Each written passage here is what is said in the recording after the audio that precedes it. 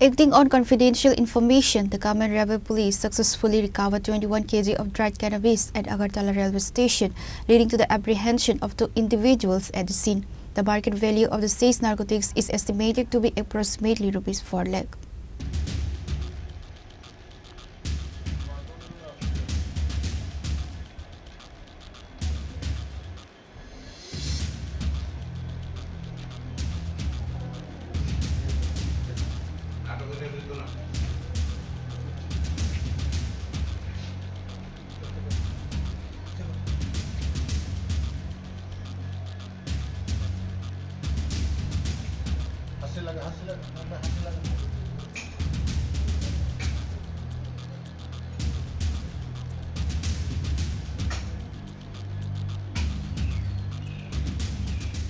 On Tuesday, the Government Railway Police conducted a successful raid at the Agartala railway station under the leadership of Sub-Inspector Pankaj Kumar Das.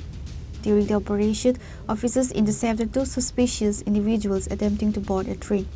A subsequent search of the suspects led to the recovery of 21 kg of dried cannabis with an estimated market value of approximately Rs 4 lakh.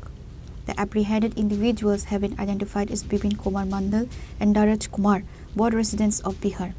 Preliminary interrogation revealed that the suspects intended to transport the narcotics to another state.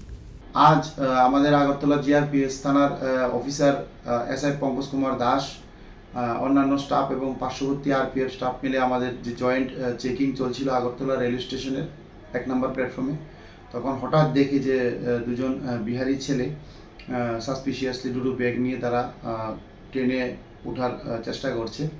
তখন তাদেরকে সন্দেহজনক দেখে আটক করা হয় এবং তাদের bag তল্লাশি করে সর্বমোট 21 কেজি 480 গ্রাম অবৈধ গাঁজা আমরা উদ্ধার করতে সক্ষম হই। প্রাথমিক জিজ্ঞাসাবাদে তারা জানায় যে তাদের একজনের নাম বিপিন কুমার মণ্ডল, আরেকজনের নাম ধনরাজ কুমার। তারা দুজনের বাড়ি বিহার এবং তারা জানায় এই গাঁজাগুলি তাদেরকে তাদের যে সহযোগীরা তারা এইদিকে স্টেশনে এনে দিয়েছিল এবং তারা এগুলি বহিরাজ্যে পাড়ি দেওয়ার উদ্দেশ্য ছিল।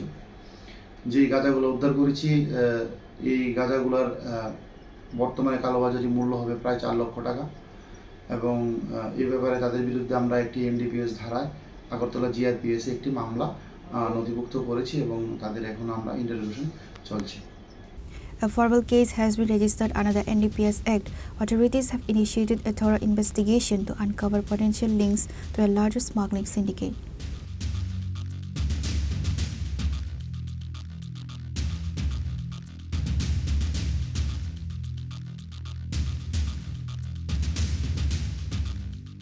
Reporter Pranav from Agartala, Chini Khora.